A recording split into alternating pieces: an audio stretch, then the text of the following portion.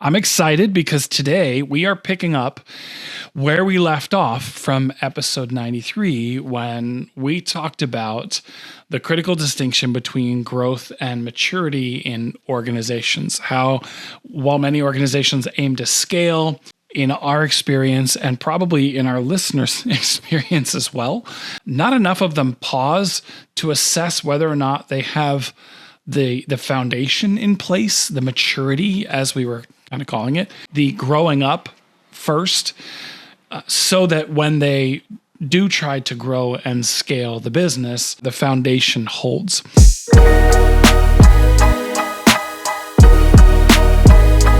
Welcome back to another episode of the Frustrated CEO podcast. My name is Patrick Lyons. I'm one of your hosts here with my friend, my colleague, Patsy Feeman. Patsy, welcome. How are you?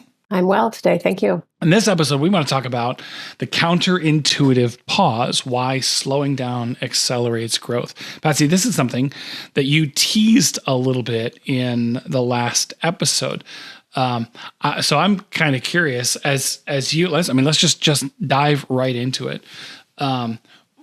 You talked about this as being it's a counterintuitive move to pause, especially when there's so much force and pressure to grow. From your perspective, why do so many CEOs and senior leaders resist that pause, even when the signs of organizational strain are clear? Well, I think it is inherent in the position of a CEO to keep doing more, keep going forward, keep growing. So it's kind of inherent. Maybe it's one of the myths of being a CEO. If I could see our audience, I hope you're shaking your heads. Yes, you recognize this. So it's kind of built into the position. It's also built into our work culture. Got to do more, got to produce more, got to grow more, got to be bigger, got to be better, And I can even see, as I'm saying all these things, my blood pressure starts to go up. So it's kind of inherent in our business worlds. That's one reason I call it a counterintuitive pause, because you do have to be very intentional about it. Well, hopefully you're very intentional about it. You can be intentional about it, or you end up with a forced pause. Something breaks. Your machinery doesn't work. People get burned out. They get sick. You've had enough. I think statistically looking right now, there are more CEOs leaving that position in business than at any other time in our history. Is that right? I didn't know that. That's true. Yes. Either intentionally or being forced out.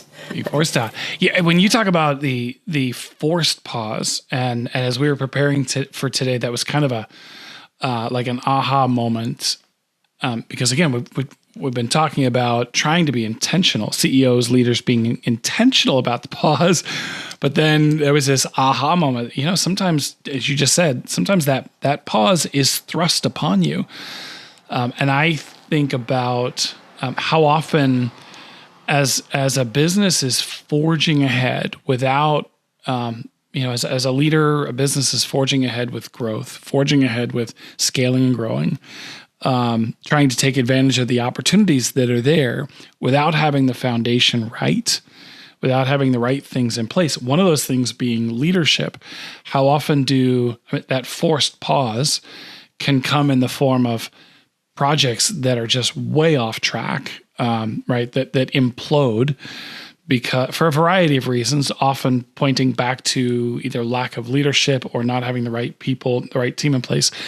But you said burnout. I can think about the number of times I've talked to executives, leaders, even frontline employees who have just left because they've said we can't keep up. What we're being required to do or asked or forced to do, we just can't do. And I think people today have options. So when that stress gets overwhelmed, the burnout happens, they're voting with their feet, they're leaving, and that leaves these unintended vacancies in the organization that, using that phrase, it forces the pause on the growth.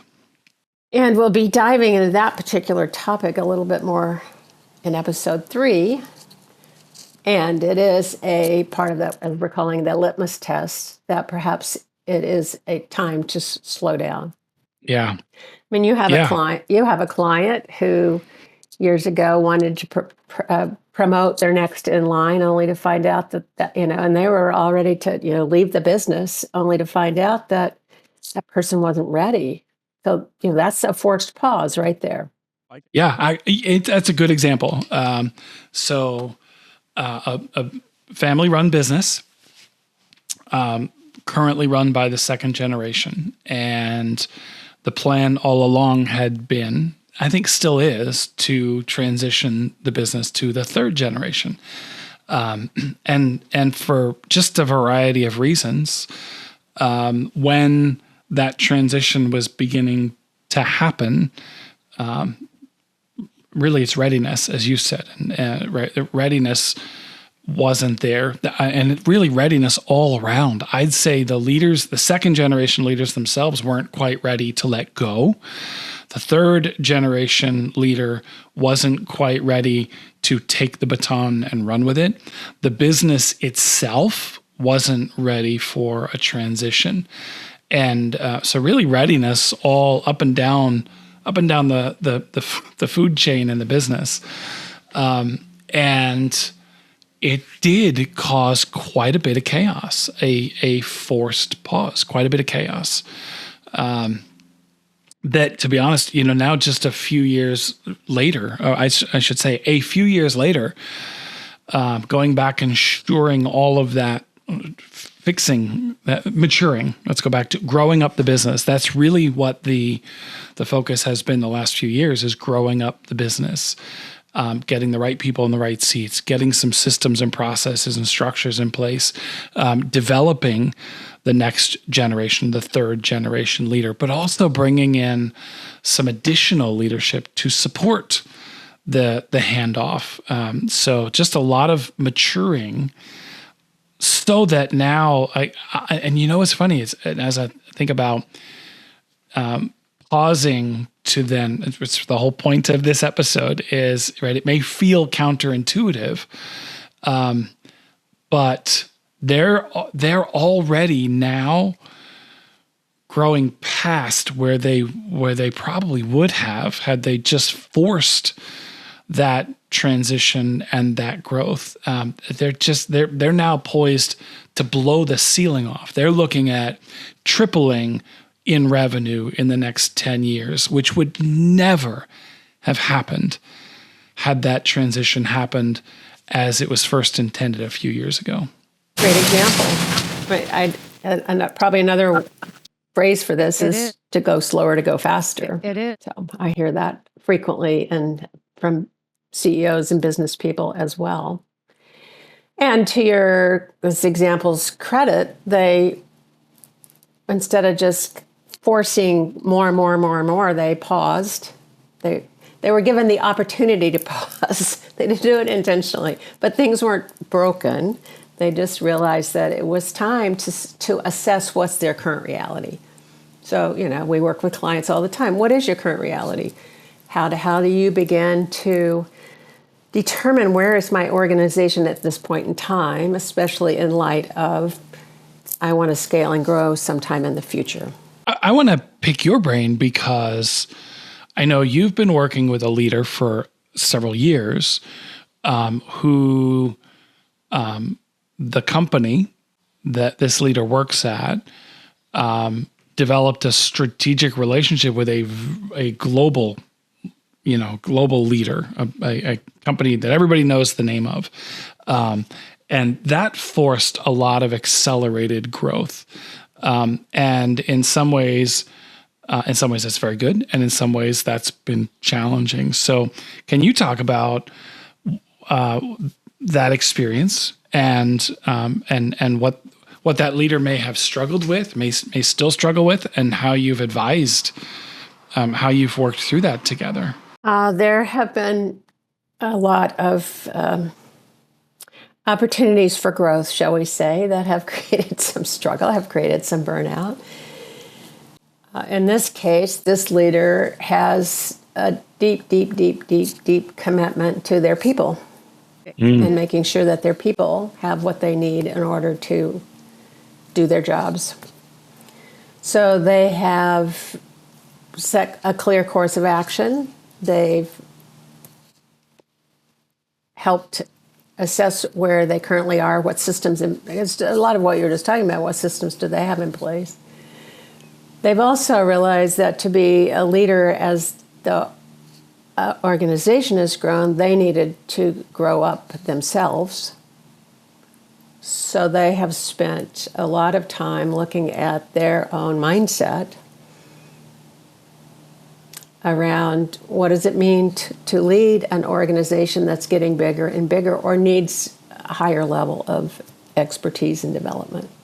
And that's challenging for all of us. I'm going to throw you and I in here as well. As we grow and expand so that we can lead at a higher level or a higher performing level and really care about our people, we've got to look at what's our part in that. So that's a lot of what they've done themselves is what's getting in their own way to be able to lead. Then they have been forced to put the right people in the right seats because they had a couple of people that were underperforming, and it was creating some discord with the client. And so they've had to make some tough decisions. They've had to stop and say, okay, here's what we need, here's what we have. Those are, can I coach, can I develop? And the answer ended up being no. So they've had to make some really tough decisions and let people go. So what I'm hearing is there's another forced pause, right? Where now when you've got the outside pressures of a client or customers, that pause, you can't always afford for that pause to be years, right? Years to develop and get the right foundation. Sometimes it's replacing on the fly. That's challenging, isn't it? It is, and in this case, that didn't happen. So then there was a pileup of things that were not getting done. I mean, we also often you hear fail faster, but when it's somebody you care about and you don't want to deliver bad news, sometimes it's hard to make that decision. I think that's the challenge of this. The whole. I think it's one of the main reasons for this series is it's a cautionary tale that if we forge ahead with growth, seizing the opportunity, if we're not ready, if we as an organization haven't matured, we're going to be exposed. That pressure is going to expose the cracks in the foundation. It's going to expose our lacks of communication, our lack of clarity around decision making. It's going to expose our antiquated systems, our IT vulnerabilities. It's like it's going to. So and I think about every leader that we've talked to or worked with, or whether they've been a client or not. You just get involved in conversations, and you hear those leaders say, "Oh gosh, if only we had taken care of that before we got to this point, we could have avoided this. This wouldn't have happened. That wouldn't have happened." And those lessons, sometimes you can learn quickly, and it's not super expensive, but sometimes the cost of those lessons can be really significant. And you're using the word, switch gears just a little bit here, but you're using the word foundation. So if I know I want to build, we used to say 3-story, but I'm going to go to 6. If we know we want to build a 6-story house, and you're talking about we're going to put everything in place as if we had a 6-story house, and then the house crumbles. There's nothing wrong with building a 6-story house, but you need to know that there's 4 or 5 floors that need to happen before you get to 6. So another piece that we talk about frequently is, what does success look like? Ultimately, if you want to scale and grow your business, what does that look like? Then how do you assess where you currently are? And what are the steps in between? Maybe it is 6 stories. Maybe it's just 2 stories.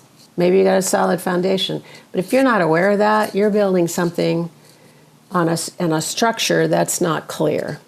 And then not only are your chances of getting there diminished, but you also have a workforce that's unclear.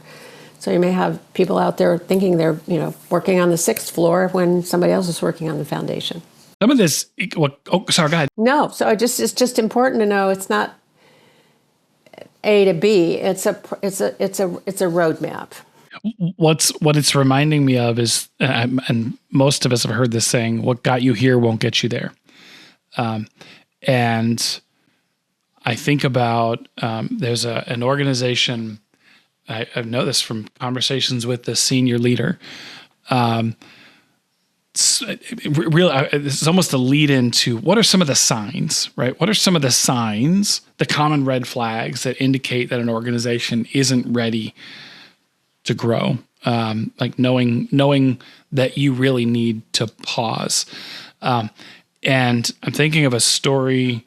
This is a real life example of a founder who struggled for a really long time. We're talking about years with one particular lead employee, issue after issue that kept arising in that person's department. And this is an employee that's been there for a couple of decades and at one time was functioning very effectively.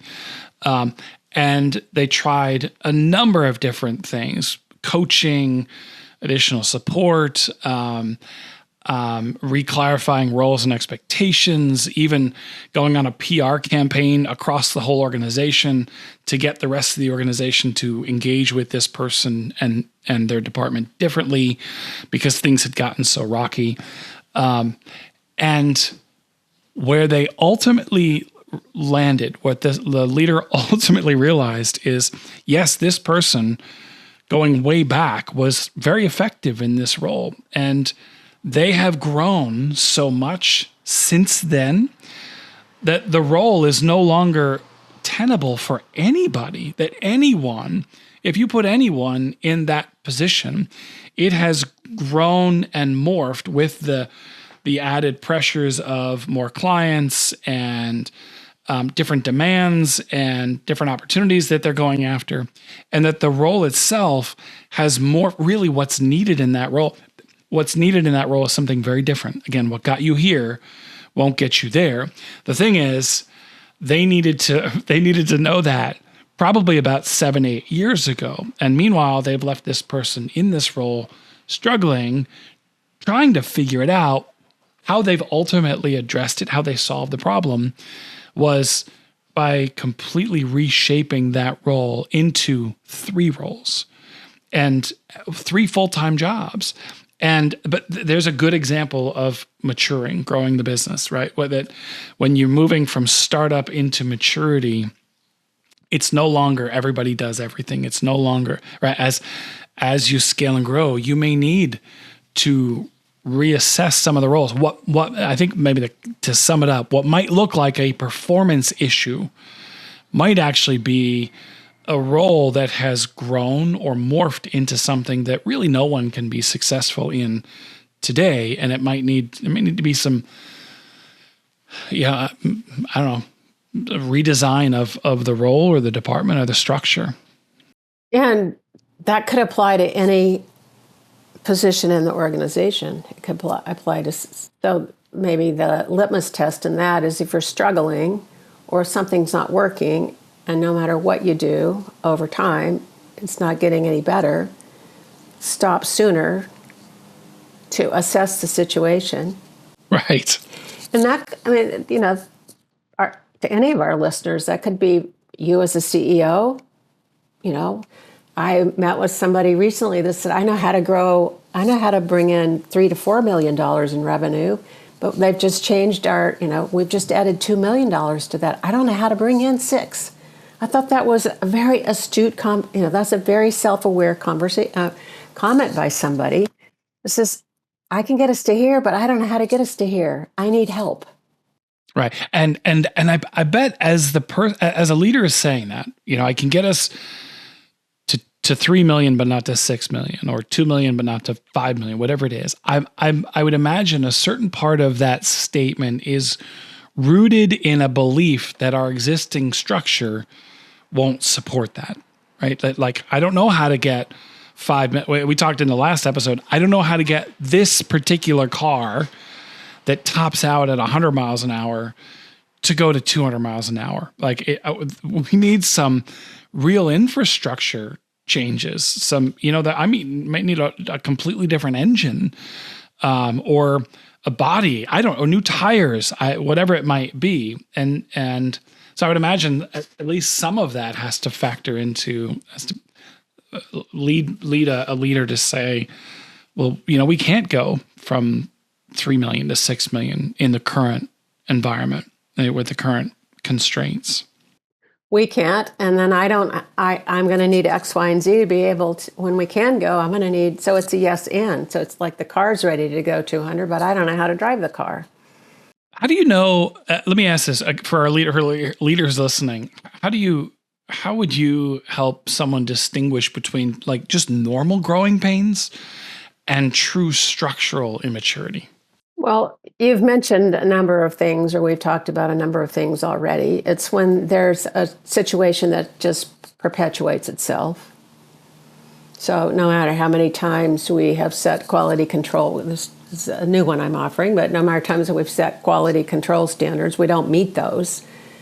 That's like a process or a structural issue that's not getting any better. So when things don't get any better, whether it's with myself or our team or some processes, that's one clue. If you've had somebody in place for 3 or 4 years and it hasn't gotten any better, that's a time to step aside and really look at the business, which there's another piece of what we're talking about. We've talked last time, and it's easy to talk about CEOs and other senior leaders working in the business as opposed to on the business. If we're constantly not having time because we've just got to do more, then that's your first clue that you're working in the business, as opposed to stepping outside and saying, wow, how do I consult with my senior team? How do I consult with my, frontline managers? I worked with a company years ago that intentionally forced the system to produce more than the system was ready for, knowing that they wanted to grow and they could find where the breaks in the system is. That's like totally outside of the box thinking. And if you and your senior team can pause long enough to say, what are some perpetual issues that we need to pause and look at? I like that. To me, the word that comes to mind is systemic, right? What do we, which ought to make you happy. You're a systems thinker. It does make me happy. So if issues are systemic, if they're perpetual, we often say, you hear, and I think about Mark Williams, CEO of Brokers International, we've had on a couple of times, and he's got a plaque in his office that says, if you're not making mistakes, you're not trying. And there's truth to that, right? We want to make mistakes. We want to celebrate them. It's not the mistakes that are the issue. It's when we keep making the same mistakes over and over and over.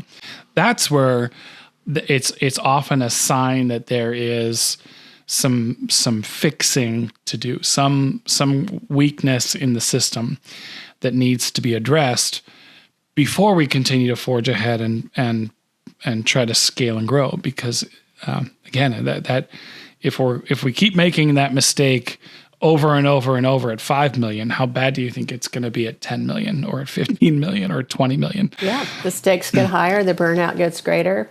That's it. Your reputation, your brand reputation in the marketplace gets worse. I mean, we could just go that's on it. and on. I think I think that's a really good point. That when you're small, and when you fail when you're small, it's not as visible as when you fail when you're big.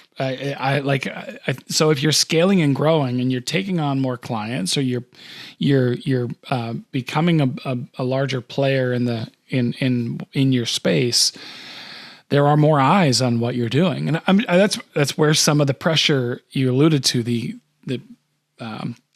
pausing. It's counterintuitive to the DNA of a CEO. The more eyes there are on what you're doing, the more pressure there may be. But there ought to be more acknowledgement or responsibility that you have to grow at the right pace, right? That because the bigger they are, the harder they fall. Well, I don't know. What do they say? Growth for growth's sake is there's probably some end to that phrase right there that I don't remember, but that is a set shift as well. Growth for the sake of growth is going to lead to a lot of things we've been talking about. Growth for the sake of caring about your customer, caring about the world, bringing products that are, safe and clean, whatever it is. When you're clear about that, then I think you can go back and say, hey, if this is really our why, our mission, our purpose, then we're going to want to mature at the level that's appropriate to bring that into the world, or to expand that, to bring that into the world. Both because you care about your external customer, but also because you care about your people. We want our people to be able to contribute. We want our people to have the tools and the resources they need to work, to bring their authentic selves forward, or to work effectively in teams. All right, let's switch gears to the baseline process, because you've talked about this a couple of times. It's important to take a baseline of where we are in our maturity. What does it look like to do that? How, as you consult or as you coach leaders, what does it look like to baseline an organization's maturity? Or actually, I'm going to compound the question, which I know is a bad interview technique. But as you think about an organization, you alluded to it earlier when you're talking about the leader that you've worked with for a few years. Sometimes it's baselining my own maturity. So is it the same process if I want to baseline my own maturity versus my organization's maturity? Or if it's different, how would you address both of those? That's a good question. Let's see. It's a similar process. It's different content. So in both situations, knowing where you want to go, where do you want to end up, where you're trying to hit. So for a CEO, it could be, what am I being tasked to do? What's my role? What's my responsibilities externally, internally? And then how am I stacking up against that? It could be just as simple as, these 15 things are required in my job. A self-assessment says I'm, good at 10 of them, but I want to check it out with my peers. I want to check it out with the people that report to me. I want to check it out with it. So, that could be called a 360. So that's one way of doing that, is you get your own opinion in other people's. It could be a simple self-assessment. And then what's realistic? If this is where I am, this is where I want to go, what's realistic? Can I get there in 2 months? Can I get there in 2 years? And what kind of help or support do I need? It's where, a plug to our listeners. That's where an executive coach can come in handy. Almost imperative, because I don't know about you, but sometimes I can't see. Not sometimes. I can't see the nose on my face. So it's often helpful to get some support, but doing some kind of baseline, some kind of assessment. The assessment's different, but it's an assessment nonetheless when you're trying to do that in your organization. We do we have a culture model. We'll offer anybody that's listening a litmus test, a maturity litmus test that's available after this podcast. That's more of a self-assessment. It's a good way to just kind of do a pulse check and pause. Just pause long enough to see, what do I think? What do my senior managers think? What are what do my frontline, people putting the widgets together think? So everybody in the organization's got a different perspective or a different view of the organization. So getting that across the whole organization can be very helpful. Yeah. Because with any roadmap, if I'm going to New York City and I don't realize I'm starting in Portland, Oregon, I think I'm starting in San Francisco, it's going to be a very different trip. Might not make it to my destination. It's funny that you use that, like that you end with that. That's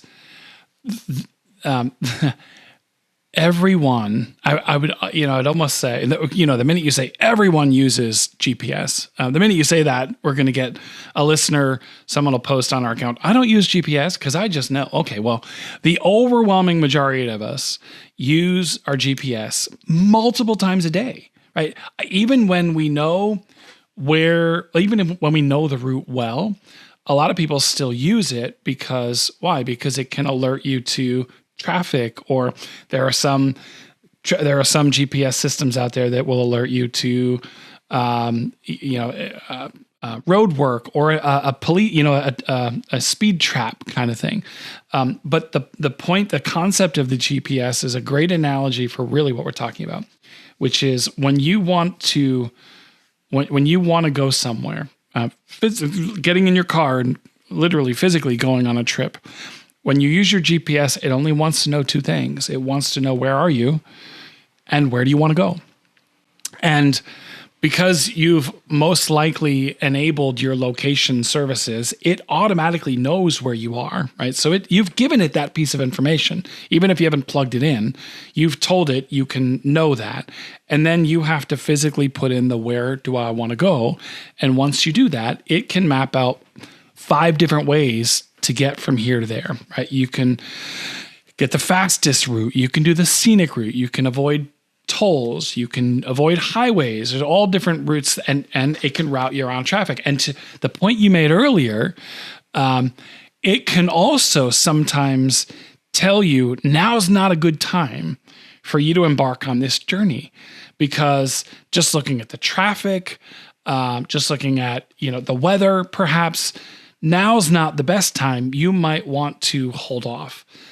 Or if you are going to embark on this journey now, you're going to need to plan. It's going to take you a little longer to get there. That's when I think about the value of baselining my organization's maturity. If I use my GPS and all I put in is where I want to go, and I don't allow it to know where I am, or I don't provide that information, it is a useless tool. And it's going to be a really crazy journey, because it doesn't even know where I'm coming from. And so I think there's tremendous value in, again, like we use the GPS all day long, all week long, all month long. Why would we not follow a similar approach, getting our organization from where we are to where we want to go, putting in those 2 critical points of data, which you need to gather that data. That's the baseline. And then from that, you can map out 5 different ways you can get there, or you may determine now is not the right time to go. And what I also like, which will lead us into episode 3, but what I also like about what you're talking is your organizational GPS is your strategic initiatives or your goals. So you'll have an execution plan that will change as traffic, as you get more outside information or inside information. If you think your leaders are going to step up to being able to talk about strategy and they can't, then your journey is going to be slower rather than faster. So there's all this information along the way that your organization's GPS, i.e. your strategic plan or initiatives or goals, or even your operational goals, you can use it the same way. It's like, what are we learning today that's affecting our journey? Knowing that we still want to get to, the end point. So that's one thing for the organization. We call it a development plan for your leaders, for yourself or for your leaders. What's my leadership development plan? Yeah. How many times have we worked with people that are constantly getting frustrated with somebody else? They think they're just going to get over their frustration, and they realize that it's a little bit slower journey to have to do that. I have a client that is prone to using emotional outbursts to lead. It's not working for them.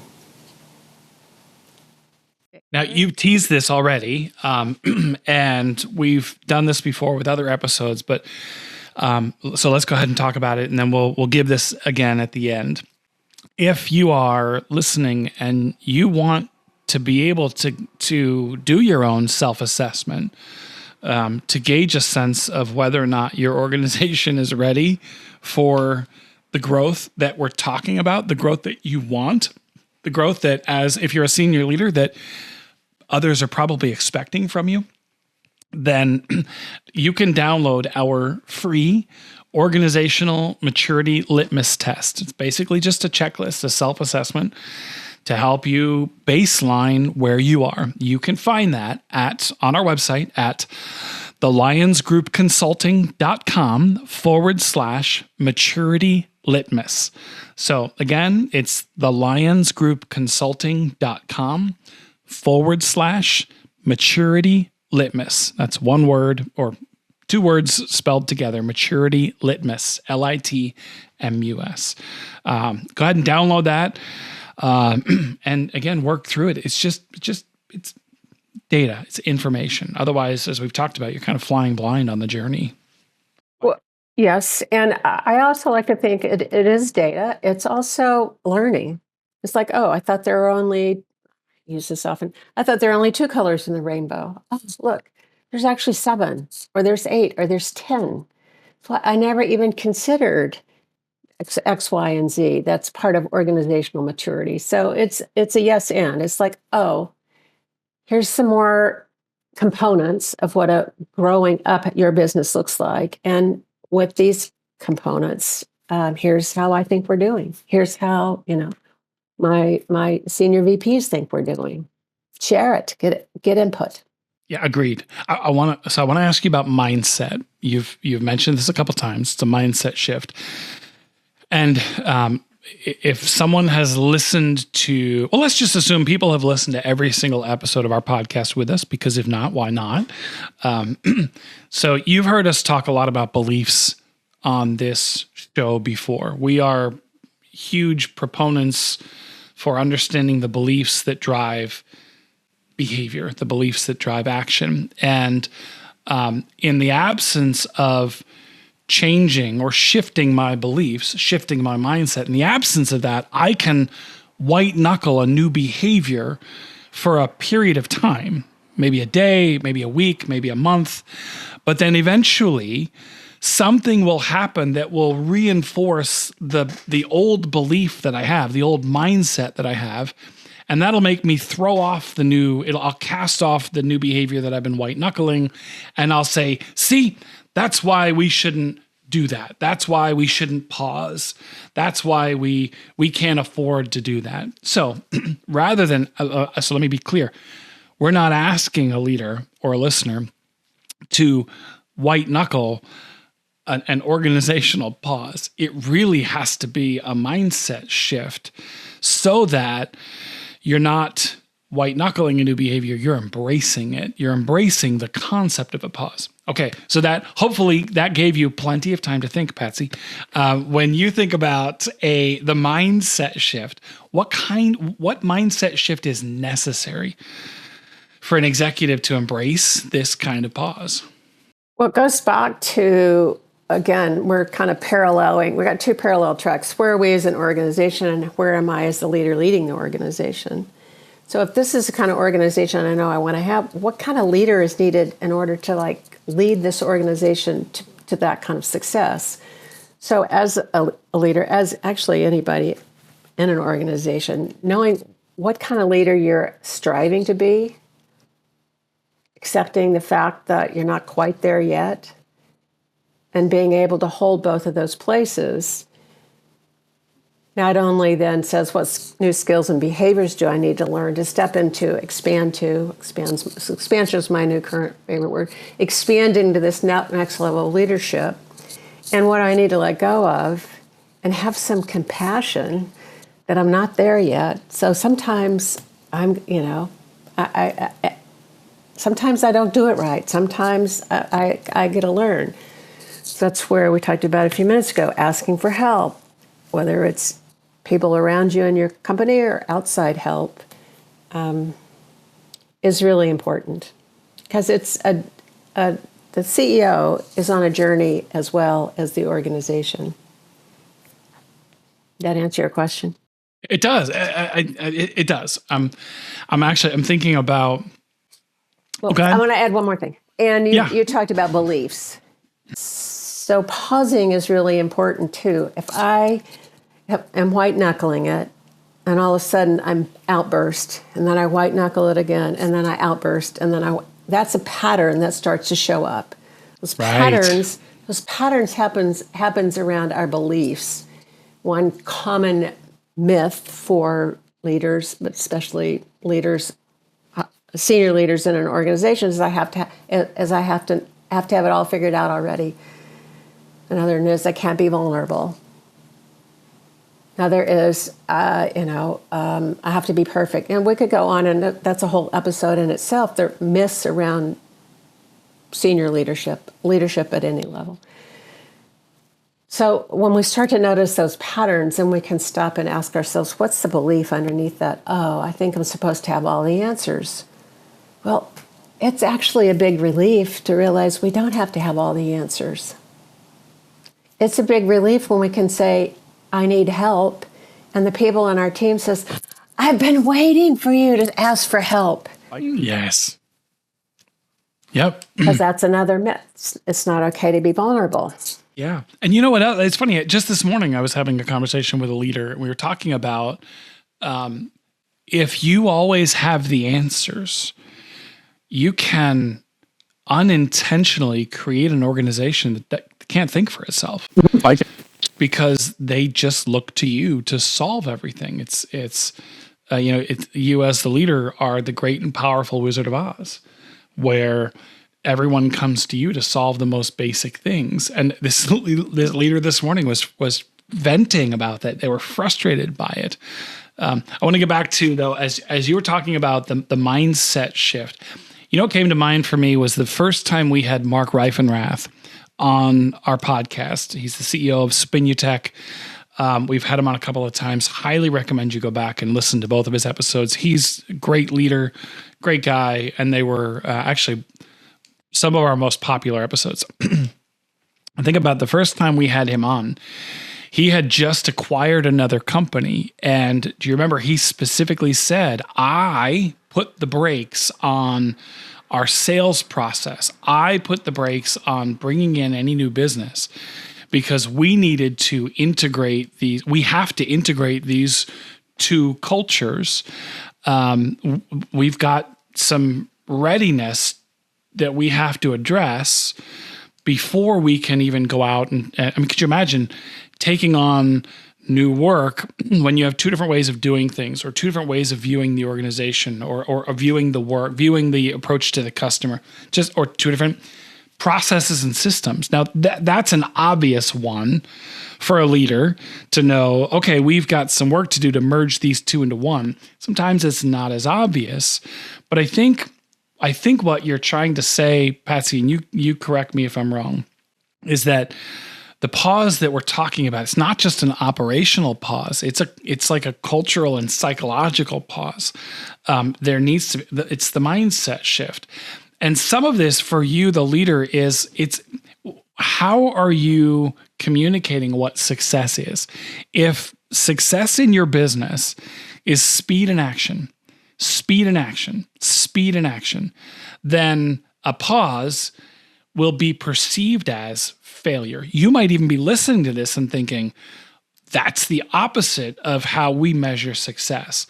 But if you reframe success to be more intentionality and readiness, right? It's no longer speed and action, it's intentionality and readiness.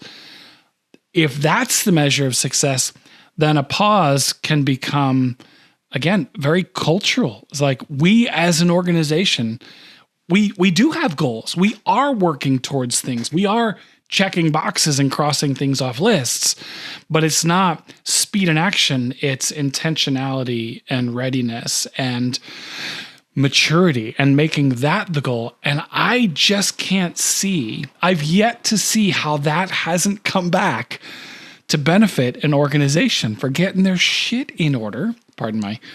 We're not a kid's show, right? But for getting their house in order before they try to, again, speed and action. Great point. And so in episode 5, our last episode, is really how do you create that roadmap? How do you do many of the pieces we've just talked about, but create your roadmap? So, Patsy, what have we left out? What have we not covered in an episode about the counterintuitive pause and how pausing, stopping, slowing down can actually lead to accelerated growth? What haven't we covered yet that we can't end this episode. We can't get practical until we've addressed. Well, one short footnote to what you just said, which is communicating to your organization where you're headed and why you're taking this pause, because there's a cultural reaction, there's a cultural resistance to change. So if people know that there's a pause for the sake of something that actually benefits them and benefits the organization, then everybody can actually not only pause, but they can take a deep breath and they can lean into being a part of that. So that's the only thing I would add. Good. Yeah, makes sense. All right, I'm just taking notes for our Let's Get Practical segment. Is it that time, Patsy? It is that time. All right. So, listener, you know this. Gosh, this is the part of every episode where we want to give you some practical steps, things that you can do today, tomorrow, with relative, whether it's ease or intentionality, to begin making strides in your business in the areas that we've talked about today, which is taking that intentional pause rather than forging ahead, trying to keep coming back to that analogy of pushing a car to 200 miles an hour when it's really not ready, right? It's going to shake, it's going to be bumpy, and the wheels may fall off and you may never get there. You may have one of those unintentional pauses, those forced pauses. So Patsy, as you think about what we've covered today, or maybe what we didn't cover, what are 2 or 3 suggestions you would have for a listener for actionable stuff they can do? The first one is to know that it's a journey. So if you are clear about what success looks like, be clear about how many key milestones there are along the way. There may be 2, there may be 6. And build that into your roadmap, knowing that it's a phased approach. The other is that it takes courage to make the decision to pause and assess, where are we now? Do we need to grow up before we grow? And the third was to start to look at the telltale signs that are in your face over and over and over again. Those repetitive problems that never go away, those repetitive struggles that never go away, those, complaints about X, Y, and Z. Yeah. Lean into those, embrace those. Those are part of your litmus test in your organization that perhaps you need to go up first, or there's some maturing that needs to happen before you're ready to grow your business. Like it. That's one that I took as well, is those chronic issues may be disguised opportunities. I like that. For maturity. So, all right, I'll add a couple. We talked a little bit earlier about what got you here won't get you there. And so, go back to a conversation I referenced a few episodes ago, a leader who is currently at 15 million and hoping to grow substantially, or we talked about a leader at 8 million who wants to go to 20 million. And the question is, do you have a $20 million team? Do you have a $20 million system and process in place? Do you have a $20 million organization? And if the answer isn't a resounding yes, then there's probably some, I don't know, let's just say caution ahead. How's that? I love when you were talking about mindset, really kind of brought it home for me. The mindset of the leader will determine whether the strategic pause is beneficial to the organization or whether it's frustrating and, whether it just adds to the chaos. I will add, you were talking earlier, a few times pretty early in this episode, you were talking about burnout. I think substantial growth without organizational maturity will burn out your people. It's going to burn them out. And there's a cost to that, right? The cost is they're either going to leave because they're burnt out, or they're going to, as they say, quit and stay. And that's also an issue. And then maybe the last thing I'll say, as a Let's Get Practical is download our Maturity Litmus Test assessment from the lionsgroupconsulting.com/Maturity Litmus. That's a very practical thing that you can do. Download the assessment, quick self-reflection on whether, it's not scientific. You're obviously viewing it through the lens of your own experience, but just good to help you baseline where you are today. Patsy, what would you add? I would add one more, and that is to create a baseline, both for your organization, a current reality baseline. It's a wide variety of ways to do that, both for your organization, also for yourself, if you're the CEO listening, for yourself, if you're a part of the senior team, or anybody that is a kind of critical champion of maturing your organization. All right. Well, I think that's it. Patsy, thank you again. Listener, if by the way, if you stumbled onto episode 94 and you hadn't gone back and heard episode 93, highly recommend that you do that. It provides the greater context for this topic and sets the stage for the series that we're in, which is this distinction between growing and growing up your business. So we will actually cover next time. Patsy, do you want to do a little teaser on what we hope to cover next time? Next time, we're going to be covering strategic, we're calling it unity. So with alignment comes acceleration. So it's really looking at how imperative it is really that your senior team is clear and aligned to be able to lead your organization, whether it's through a growing up process or a scaling and growing process.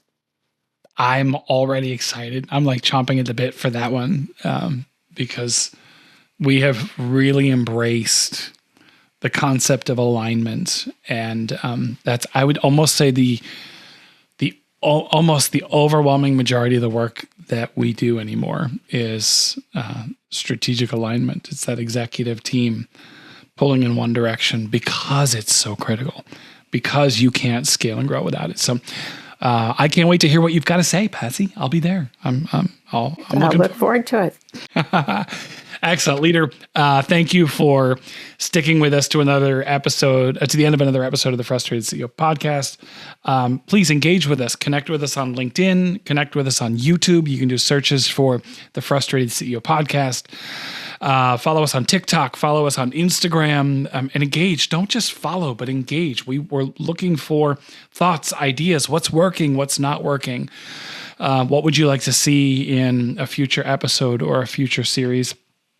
Patsy, thank you so much. You are fantastic as a co-host and as an expert on growing up your business. It's been a pleasure. Important topics. Yes. Yeah. Very important. All right, listener, we'll see you again next time on the Frustrated CEO podcast.